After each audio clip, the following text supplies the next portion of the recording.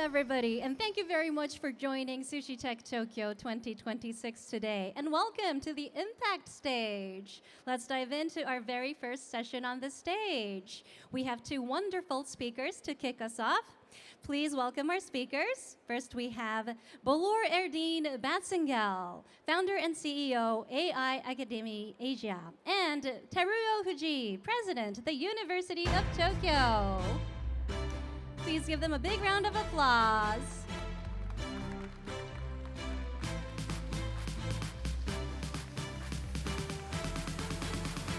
Thank you for joining us. Please take your seats and start whenever you are ready.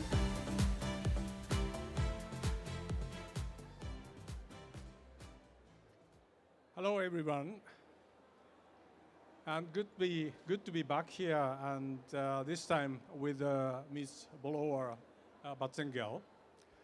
And so I just, first of all, I just briefly explain about what brought us here, so together. So, and so in fact, so if you have a look at this slide.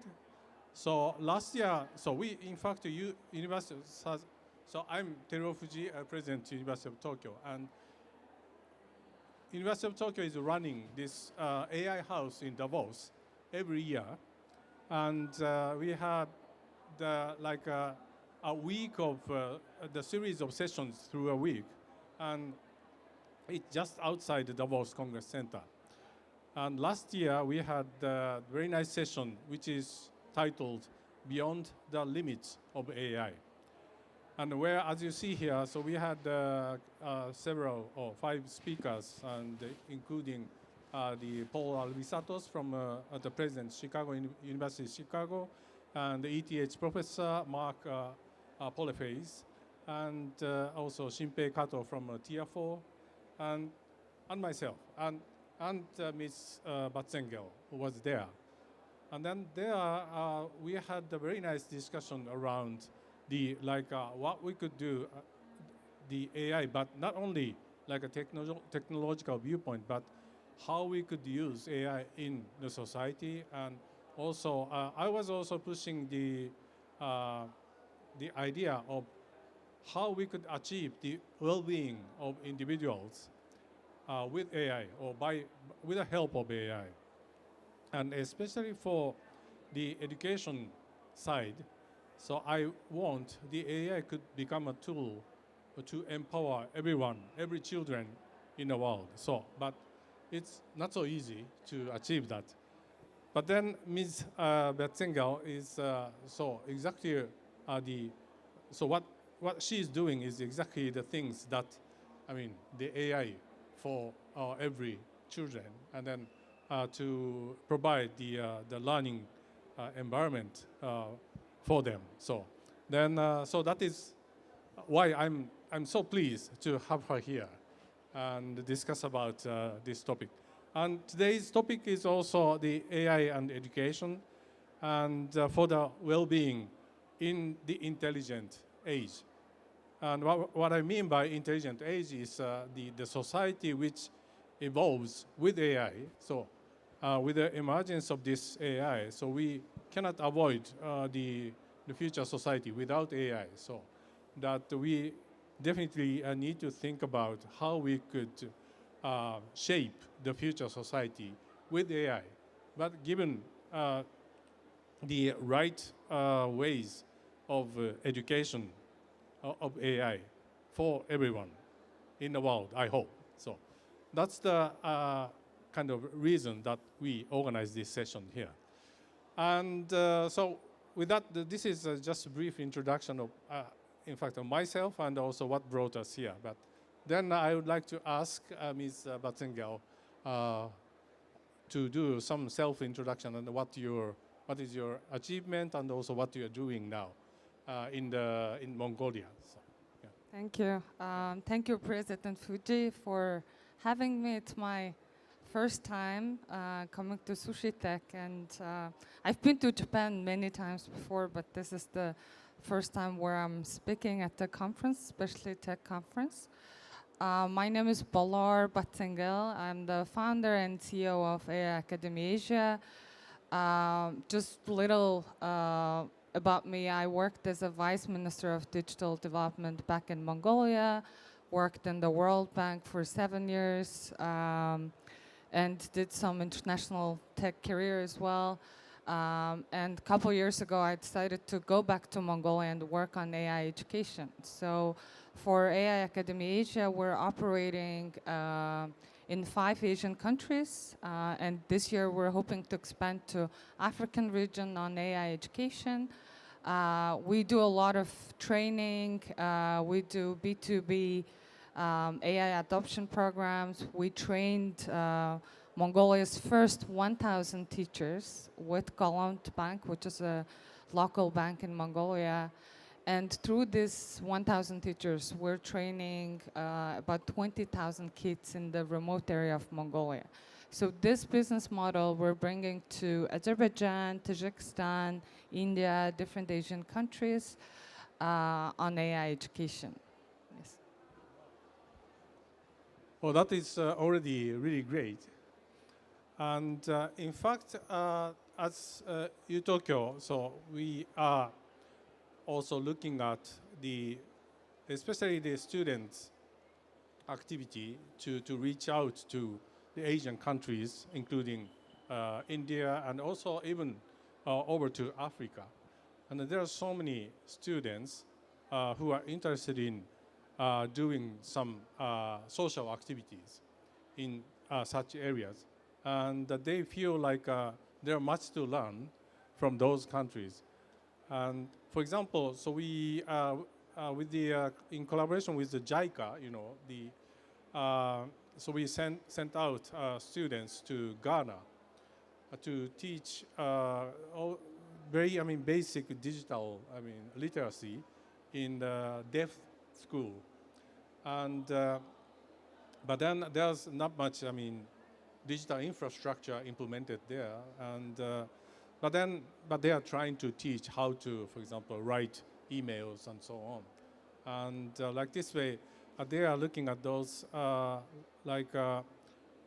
their, contributions from their side to teach children, but at the same time they learn much from their countries. So that this kind of collaboration is myself, it's so important for us. And then especially given this context of rapid development of AI. So what we can do is to promote such kind of activities as a university. And so today I hope if we could, for example, come up with something that we can do together in collaboration with the people in here, in Tokyo and in Mongolia. That sounds perfect. So just remembering what we talked at AI House a year ago, one of the arguments I've had back then was that now the AI competition is very, very hectic, very fierce. And there's a lot happening in Silicon Valley, in Beijing, and you see Anthropic, OpenAI, a lot of big names competing. But the concern we have is 2.2 billion people still disconnected. They don't have access to internet. 750 million people do not have electricities. So we've always talked about inequality in the world, whether we have inequality in education, in gender, in income. And now AI has become one of the inequality enabler. So one of the reasons why we train 1,000 teachers in Mongolia, why we go out and organize a lot of social projects is that 75% of Mongolian population is under the age of 37. I come from a countryside myself. I grew up in the horse, around ships, all this and that. And for those who don't know about Mongolia, Mongolia is sandwiched between Russia and China. We have 70 million livestock, but we are a very tech-savvy country. So because we have a lot of young population, we everybody's into tech, everybody's good at math, and we do a lot of amazing products in technology, in AI. So, so for me, it's very important to have that access to internet, to AI, to education. And now the other way we can see AI is that AI should be enabler to deliver high quality education to those who do not have that, especially in the remote areas. I see. So it seems one of the, yes. So myself is also to secure this equitable access to all of these technologies. It's a so important issue for us. And then in fact, I'd like to ask you about how you could also expand the access to the internet in Mongolia, which is kind of, from my viewpoint, it's a kind of really huge area of land, but not many people living. Yeah. So there, we right? have So- 3.5 million population. I think the landscape-wise, I think we're around either 15th or 18th largest country by the size of the land. And obviously we are one of the most sparsely populated country. But connectivity is actually very good. So 95% of the Mongolia's population have regular access to the internet. We have very good fiber optic network. We worked with KDDI, Mobicom. KDDI invested to one of the telco companies in Mongolia, and we do have Starlink. So Starlink was one of our later projects. So connectivity in Mongolia and number of smartphones. So we have 3.5 million people. We have 7 million smartphones. So, so you can see the usage of internet from that statistics. Okay, so connectivity is not a big problem. Okay, so the issue is how to secure the access to the high tech or high level, I mean AI system for children. Right. Yeah, so when we talk about AI sovereignty, for example, especially smaller nations like or developing countries like Mongolia, one of the concern is how should we position ourselves not 100% fully dependent on the big tech giants? And how do we embrace Mongolian culture, Mongolian language in Netherlands, and how do we create equal access? So we are working a lot on the sovereign AI in Mongolia, in Mongolian language for Mongolian people. But also another factor around that is we want to create younger generation where they are AI literate.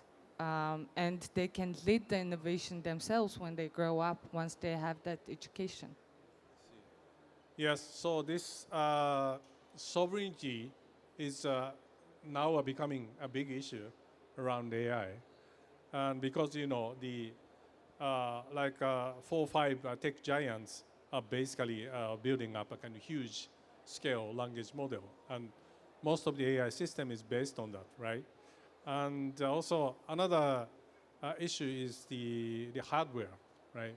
So hardware is also sort of dominated by the very few vendors. So that given this situation, but we need to also secure our sort of sovereignty, and that is a kind of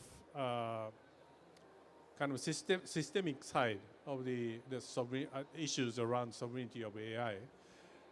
But at the same time, there's also cultural side of the issue on AI sovereignty. Because, you know, so I'm also talking about this everywhere, but so most of the AI system now, currently, I mean, on the market is basically dominated by the English, I mean, based data, in fact.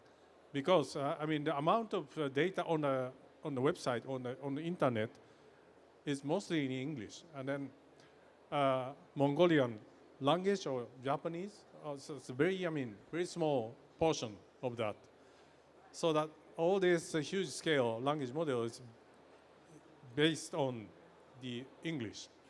But then on top of it, we will need to implement our, I mean, own language model.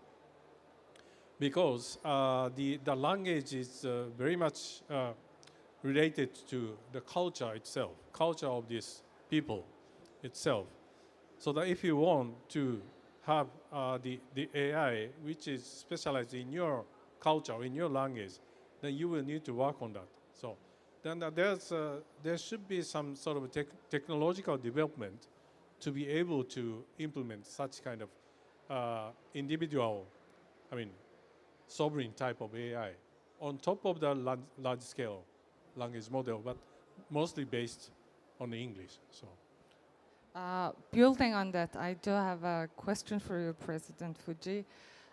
So I was in Hong Kong a couple weeks ago at the AI governance conference, and the debate of the conference was for higher education.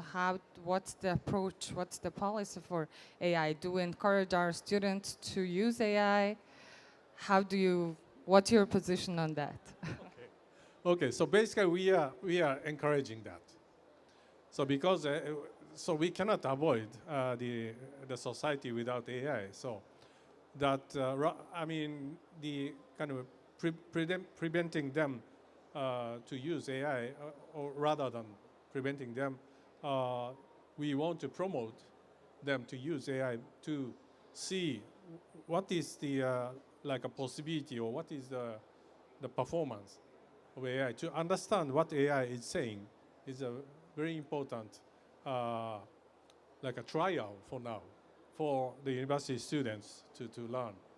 So that for example, in classes, they make some discussion, but then they're using a couple of AIs as a kind of discussants in the discussion. So, and then like this way, so they could see what is the response from the AI in also maybe in a different kinds. So that like through this kind of trials, and also they are very good at using AI much better than us. So that through those experiences, I want them to learn what would be the kind of future use of AI.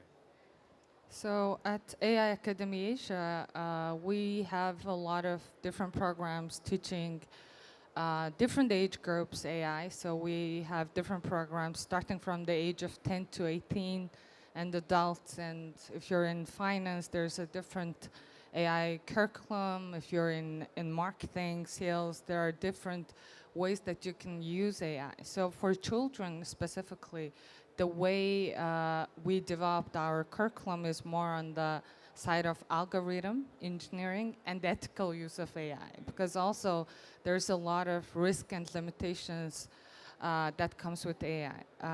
And I want to ask that how AI is embedding in the curriculum at the University of Tokyo.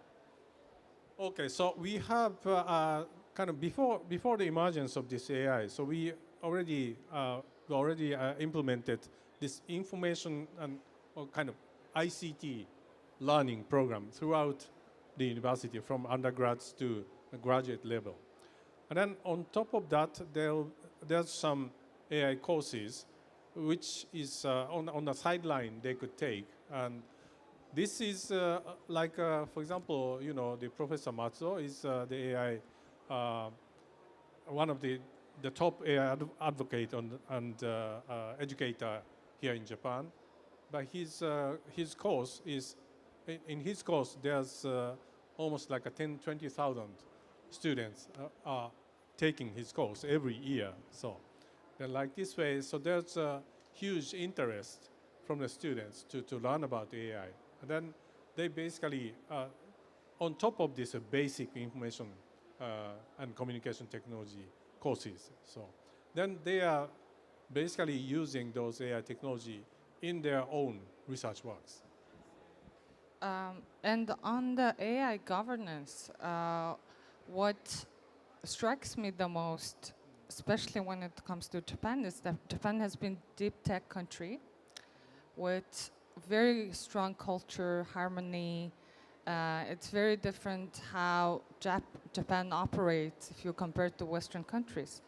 So how does Japan want to position as a nation in this whole AI geopolitics? I see. That's that's a good question. But I mean, yes. So far, Japan is quite sort of open to the use of data and on the on the internet, and then also use of all these manuscripts and so on for the AI, especially for the training of AI. And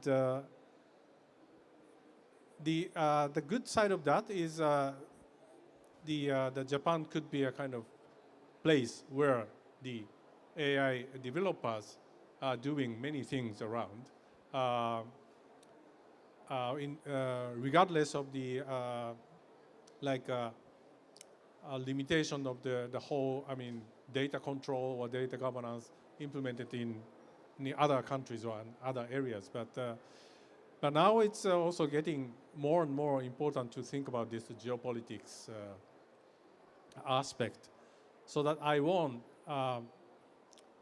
the Japan to find out the right way of balancing between the kind of strict control over the data governance and also AI training, but at the same time to secure the flexibility of the development itself. And one good reason for Japan is Japan is culturally, Japan has a sort of quite, I mean, we Japanese have a kind of feeling, favorable feeling to all these high-tech things, like the robotics or artificial, I mean, so humanoids. So many of the Western, for example, movies and stories, like it's more of the scary stories, but in Japan it's all these, the manga and animation thing. So all these robots are basically helping human out. So that like this way we have a kind of quite sympathetic feeling to the new high-tech things, including so AI and the robots and so on. So that I hope we should find a way to find the right balance in between this restriction and flexibility.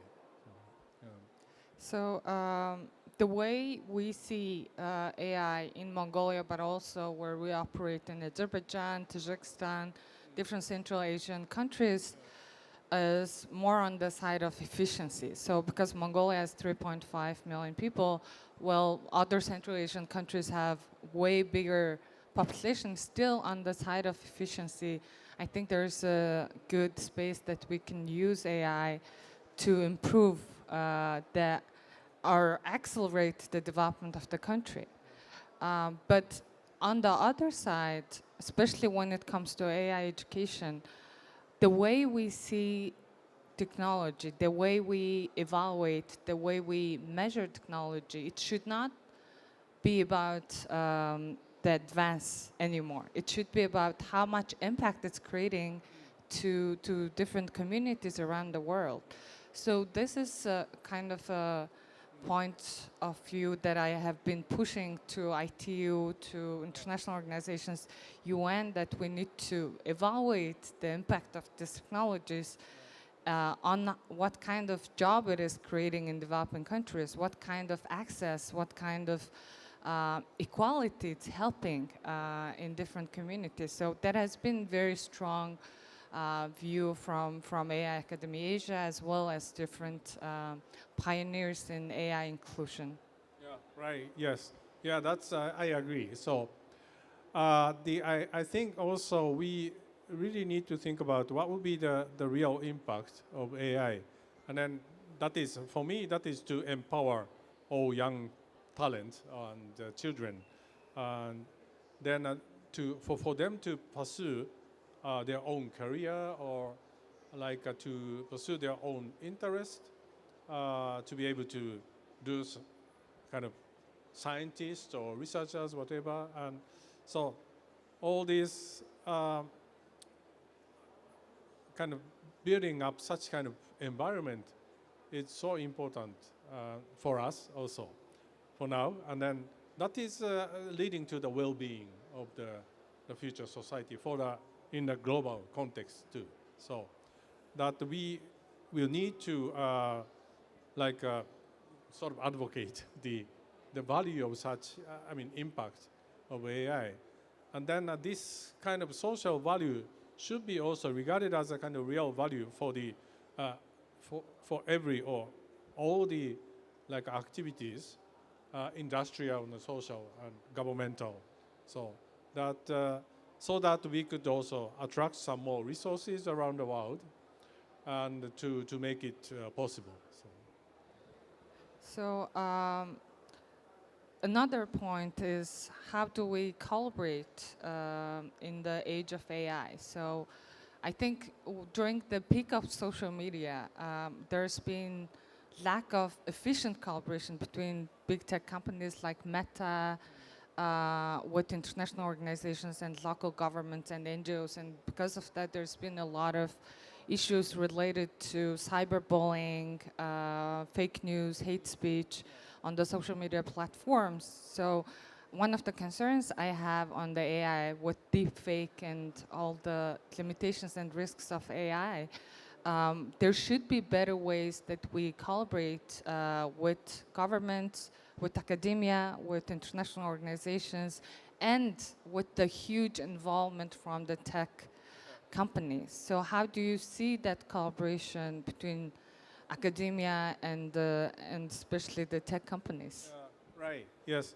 Yeah, we definitely also involve those tech companies, and so then this, social value side of. So if we don't push the social value side of AI's impact, and then it will come down to such kind of issues that we need to solve. So that and Japan is, for example, proposing this Hiroshima AI process.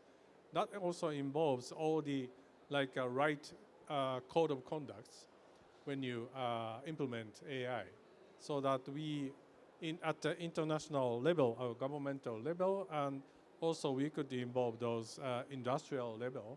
So we need to be aware of the importance of such, sort of shadow side of this new technology. And for that, we also, as for example, academia, it's so important for us to have some more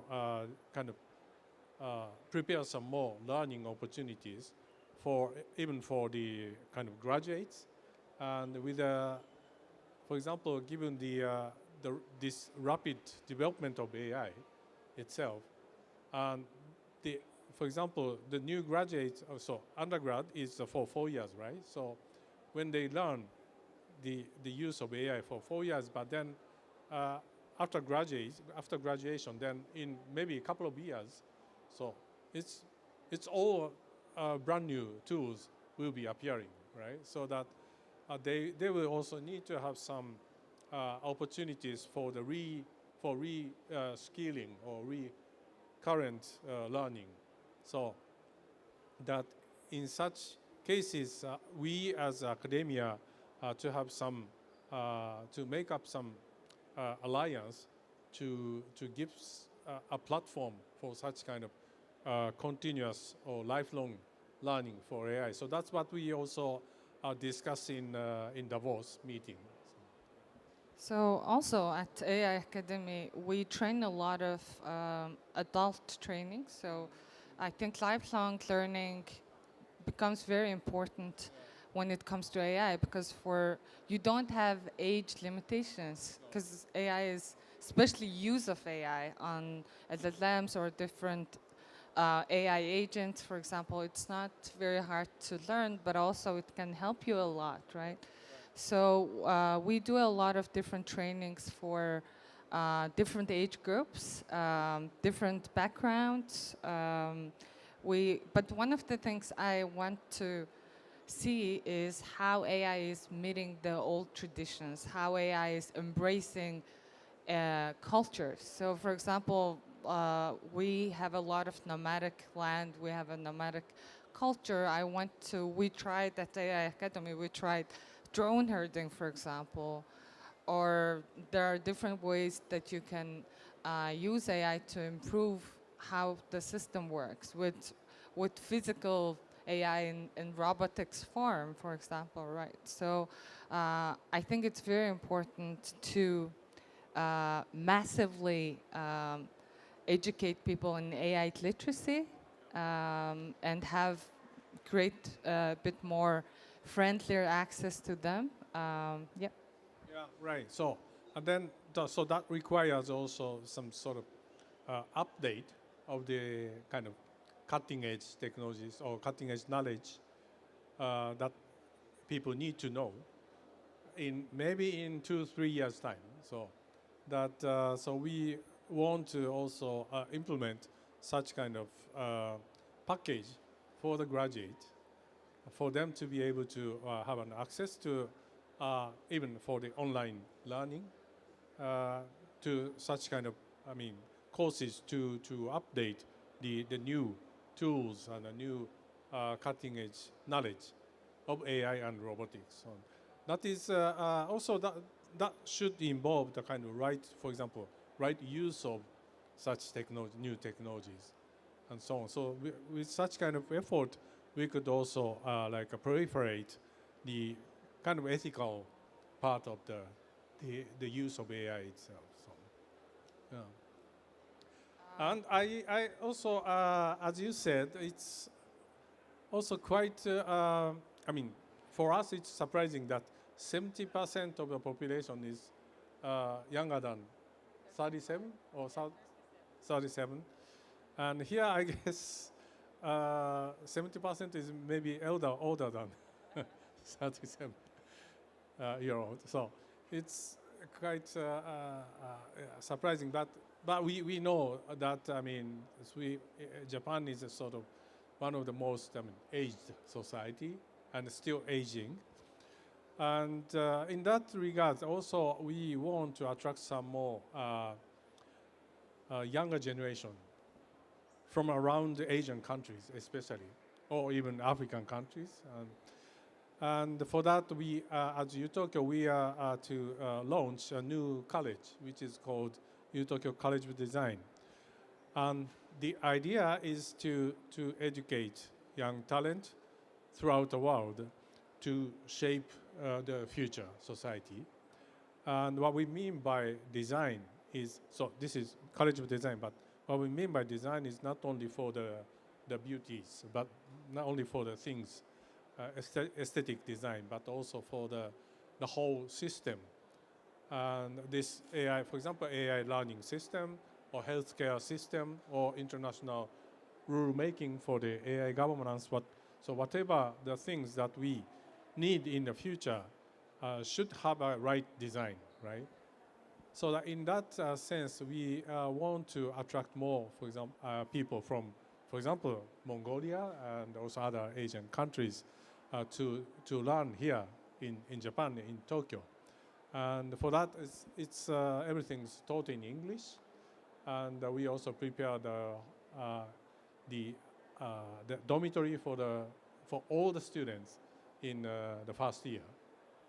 So and also there's a full semester entry, so to be compatible with the rest of the world. So, and so how do you see this kind of new initiative in Japan to attract more foreign students, but not at the level of graduates, but level of undergrad students, and then to share some more like a cultural part of Japan together, and then do some, initiative together with Japanese students for the future.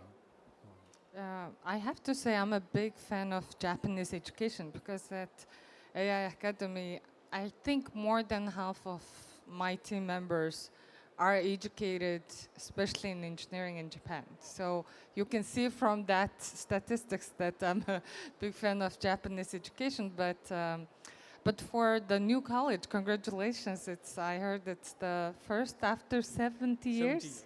So it is a big project, and I'm really happy to hear that. And I think I see some Mongolian students in the crowd. who I'm sure will be applying, applying to the new college. But I think the way we see education, it's very important to go back to the algorithm, to design and the engineering where it started, right? Because with this pace of AI advancement, like there will be new tools every day, there will be new apps, new LLMs every day, but at the end of the day, as a young graduate, young student, you need to learn how it is working in the algorithm, in the engineering level.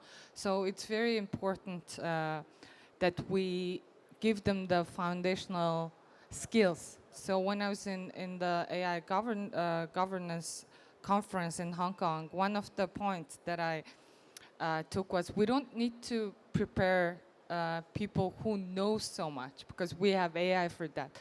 But we need to prepare students who has skill sets, who can use AI and create a lot, does a lot. So now when we see education, I think there's a trending change.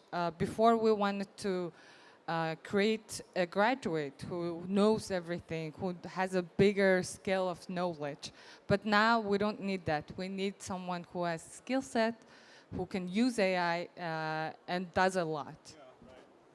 Yeah, I agree. Yes, so that's a very important idea to educate, to foster who can do something, right? So by using all these different types of skills and also knowledge across the discipline, so that is also another idea because with the emergence of AI, you know, this disciplinary knowledge or discipline itself is sort of melting now. So, like as you remember, the couple of years ago, it was the Nobel Prize in physics is like Jeff Hinton got it.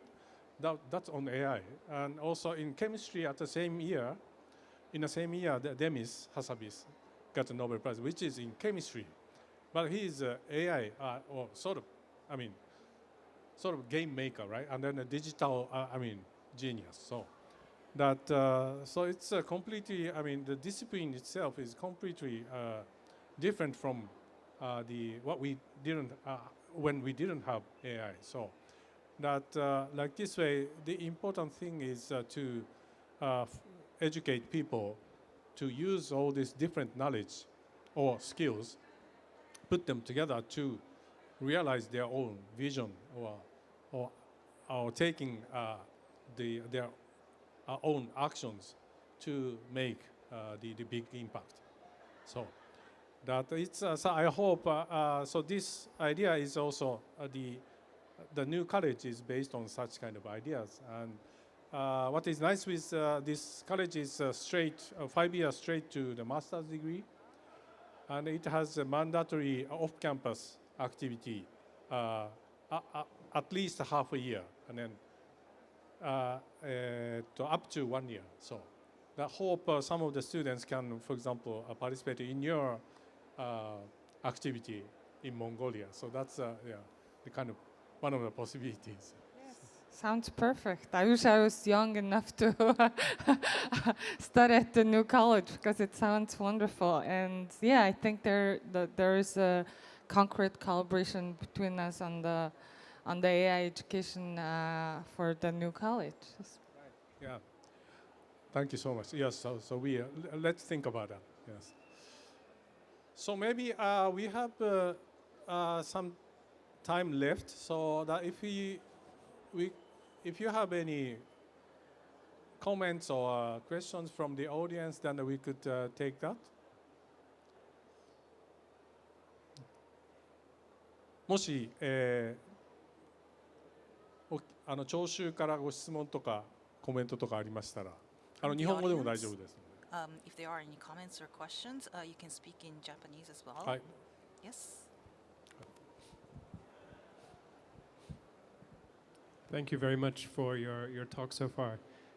So a question for yourself. What is one of the biggest challenges you see with AI education in Asia, given your work? That's a great question. There are several challenges. One of the points that President Fujii touched on is the hardware side. So there's a huge lack of GPUs, especially for emerging countries and developing countries in Asia, including Mongolia. So that's a big challenge. The second part in AI education is lack of teachers. So that's why at AI Academy Asia, we are starting to train the teachers first. So we've trained 1,000 teachers in Mongolia so far, expecting that they will teach their students when they go back to their communities.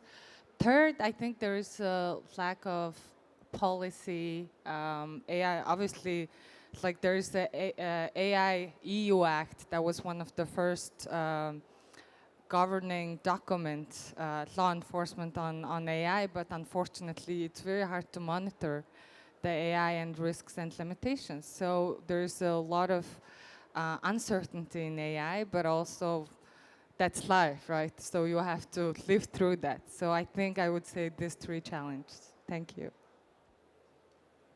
Thank you. Yes, job. Okay, please. Hi, thank you for your talk. I'm Lana Iwabuchi. I'm the founder of Rocklet, and we do leadership well-being consultancy focused on emotional intelligence. So I really enjoyed you saying that we're raising a new generation of students that doesn't require a wide range of knowledge, but they need to learn the skills to use the AI and build a lot. So my question to you is, what do you see are some other necessary skills that will propel them to use AI in a certain way and build a lot? Yeah. Well, so it's not so easy to say this skill and this and that. But what I want to emphasize is to learn. So learn from experience. It's so important. So that is why we also implement these off-campus activities in the new college.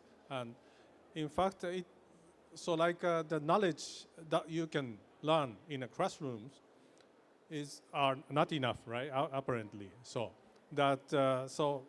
what they need to do is also to do some more experience in the field or in society, and then to do some more training about the how to organize things and how put all these knowledges together into a kind of integrated form. And so like this way, it's a kind of coordinating capacity for them. It's one of the most important thing that I think. Yeah. And I will add on that. So the concept of intelligence is very big, right? So you have artificial intelligence on the technology side. You do have emotional intelligence. You have different types of intelligence. So one of the things actually we tried out was a small class for kids from the age of 9 to 12. And it's a EQ and AI class. So we wanted to teach them the concept of